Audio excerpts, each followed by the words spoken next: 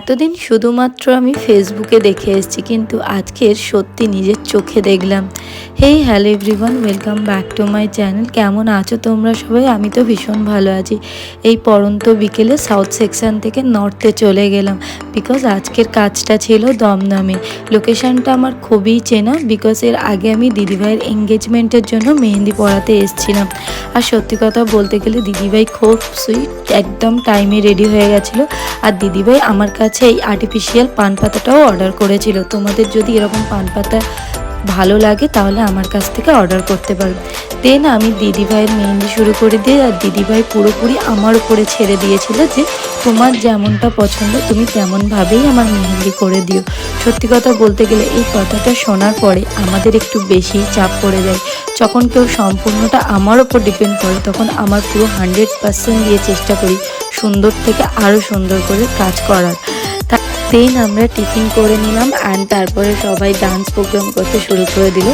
এখানে মেন প্রোগ্রামের মাস্টার হচ্ছে ব্রাইডের বোন, আর এদের এখানে দেখো দিদিভাইয়ের বাবা মা সবাই মিলে ভীষণ হইচই করছে, খুবই ভালো লাগছিল।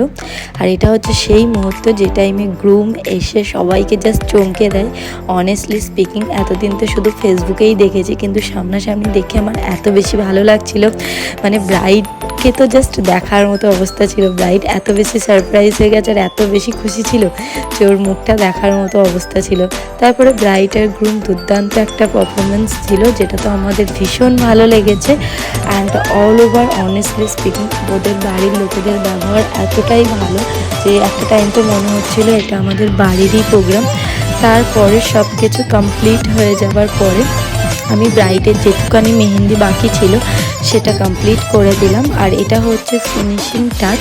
তোমাদের যদি আমার কাজ ভালো লাগে তাহলে কিন্তু অবশ্যই আমাকে ইনবক্স করতে পারো। আর লাস্টে দাদাভাইয়ের হাতেও কিন্তু দিদির নামটা আমি এখানে লিখে দিলাম। তো ওদের দুজনকে কিন্তু একসঙ্গে অনেক সুন্দর লাগছিল। তো তোমাদের আমার কাজ কিন্তু কেমন লাগলো অবশ্যই জানিও।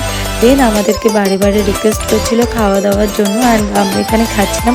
তখনও কিন্তু দাদা দুর্দান্ত পারফরমেন্স দিয়ে যাচ্ছিল। এনিওয়ে, এটাই হচ্ছে আমার একটা ছোট্ট মিনি ব্লগ। কেমন লাগলো জানি। টাটা।